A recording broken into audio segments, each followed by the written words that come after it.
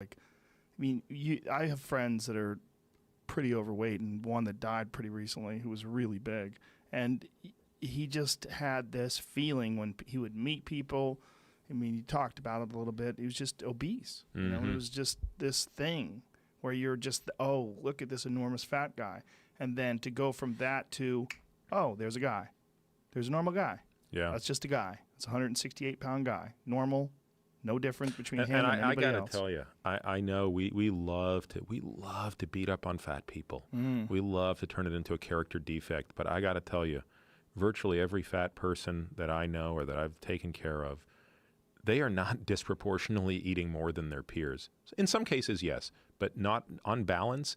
The problem is that they simply do everything incorrectly metabolically.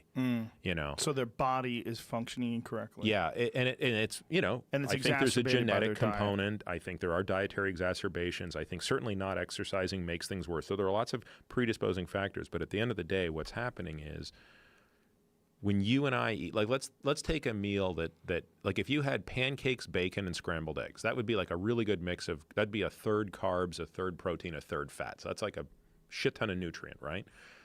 If you or I ate that, yeah, it probably wouldn't be that good for us. But like let's say we just finished a workout or something, like we're going to partition such that that glycogen will first and foremost go to replace the muscle and liver stores of glycogen. Because we have bigger muscles and our muscles are more insulin sensitive, we can actually disproportionately put more glycogen into our muscles, into the leg muscles, because you'll have done that run up the hills, right?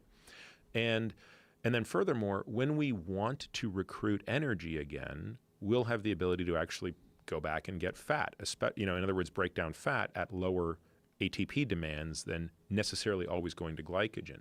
So in other words, we partition fuel in a smarter way. And these patients, I mean, you can measure this clinically using something called RER and of course doing other blood tests. Like they can't break down their own fat. So their body is essentially broken in that regard, and that can be fixed with diet. It's a hard problem because the way I explain it to people is, and clinically I'm not interested in weight loss, right? I mean, that's just not, I'm much more interested in longevity. And yes, sometimes weight loss comes with that, but if I ever get stuck doing, weight loss, like I'm doing the wrong thing for my interest. But the way I say to people when they want to lose weight is, look, you don't want to lose weight, you want to lose fat. Let's be very clear on our semantics. Weight is irrelevant, right? Unless you're a cyclist or some athlete for whom the actual scale means something. But for people like us, it's you want to lose fat, not weight. And then when you say you want to lose fat, what does that mean in English? Well, do you want fewer fat cells or do you want each fat cell to be smaller? Those are totally different questions.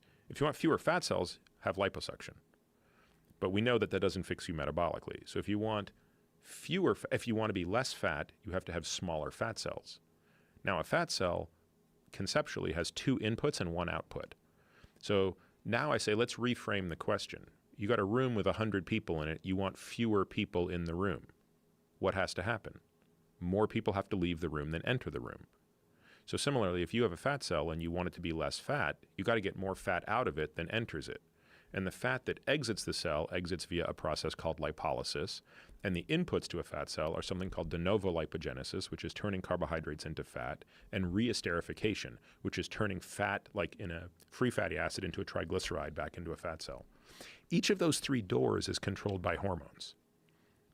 And so the purpose of nutrition or fasting or exercise or drugs or hormones or all these things is to manipulate those hormones in the direction of what I call negative fat flux, or what would be referred to in the literature as fat balance, negative fat balance.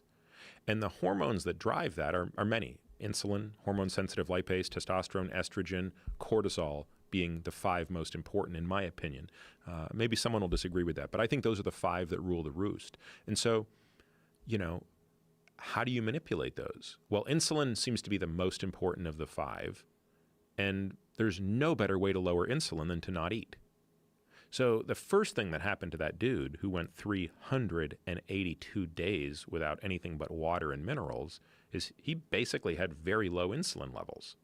In fact, once he got into raging ketosis, which he got into by about day 7, his insulin came up only to prevent him from going into ketoacidosis, which was what would happen if he had no insulin response. In other words, if he was a type 1 diabetic, he would have died of ketoacidosis because he wouldn't have had the insulin to regulate the uptick of ketones.